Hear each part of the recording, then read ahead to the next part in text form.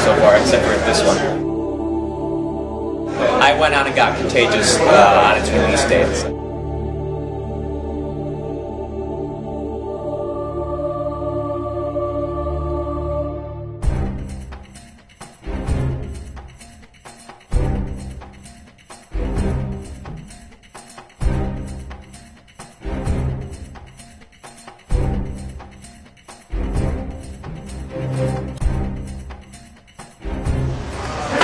Alright, put on a coat, we'll get rolling. Yes. It's official. Yes. Coat goes on, it's showtime, right? Hello everybody, I'm Scott. Hi, Scott. How you doing? I'm sure we'll have a few more people filtering in as we go, so I'll kind of stretch out the intro a little bit. First of all, has anybody here read or listened to The Rookie? This one. Okay. 2 notes on The Rookie. Not for sale here, but when we go to the bar, we're taking pre-orders for the starter. So if you haven't already pre-ordered the starter, you can order it. It's $35, but it's also free shipping if you order here. Listener is going to help out with that. And you get to buy it by swiping on an iPad, which is really kind of cool. So if you want to pre-order the starter, you can actually get it inscribed the way you want it. Just come see me at the bar. We'll hook that right up. And also, this is what I'm reading right now. Has nothing to do with me, but it's zombie football. Of course, I bought it immediately. I'm like, there's something you don't see every day, zombie football. And I'm about, 50 pages into it. It's really fun. So if you really like The Rookie, and you think there's just not enough genre football fiction out there, here's your next book. And I've emailed him, and he's a super nice guy.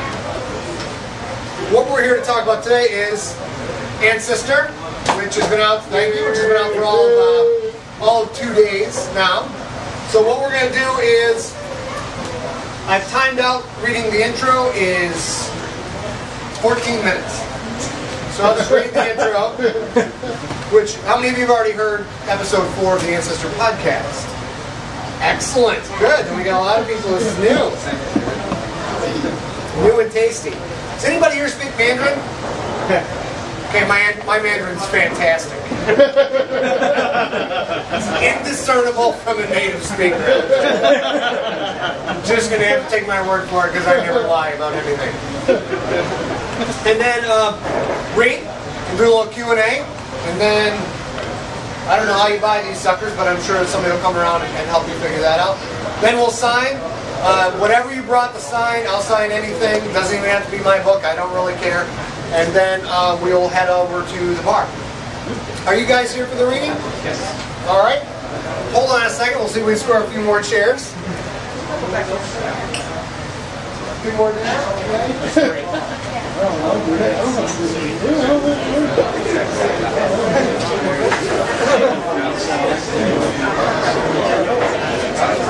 I think.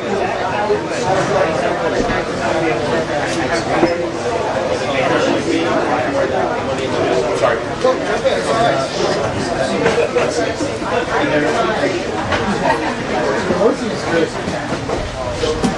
All right, let's rock. So, who here has listened to Ancestor or read the original Ancestor? Yep. Good crowd. Okay, how many people have already read this whole book? Because you're one of those people. I spent 2 years writing them, and you read them in like 4 hours. Any of those people here? I'm afraid I'm going to have to clean up the language a little bit. There are some tiny ears listening today. So this will not be the normal podcast that you're used to.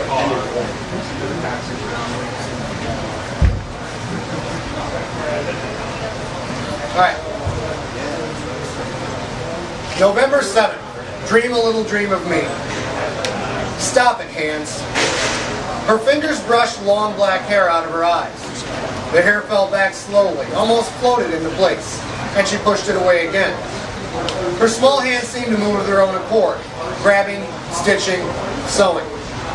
Stop it, hands, she wanted to say, but she couldn't speak. She could only watch. It was wrong. It was dangerous. It was what she deserved for being bad. A dulled sense of dread filled her mind, a metallic gray cloud of doom. Her hands held a fuzzy, stuffed black and white panda, but her favorite toy wasn't exactly the way she remembered it. It was the panda's body, all right, but it had no arms, no legs, and no head. The possessed hands reached down and came up with the orange and black arm of a stuffed tiger. Fabric torn where it once joined at the shoulder, white fluff hanging out in long strands. Liu Jiandan began sewing. Hands began sewing. The needle flashed again and again. The tiger arm joined the body. She felt a pinprick of pain. Jan looked at the possessed hand. A rivulet of blood trailed down her tiny, chubby finger. The droplet pooled in the joint between her fingers, then fell onto the panda body, staining the fuzzy white fur. Fear sent a wash of tingles over her skin, like a billion bites from a billion carnivorous bacteria. Her small body shivered. Her hand reached down again. This time, it brought up a long, dangly gray and white light from a sock monkey. The needle flashed. More stings. Possessed hands fixed the leg to the panda body, now black and white marked with thin red streaks. Xiao Tin Jai Lai, she managed to say finally. Stop it, hands. But the hands ignored her. Why had she spoken Mandarin? She used it so rarely now. But no, that wasn't right, because she was 5 years old, and it was the only language she had ever known.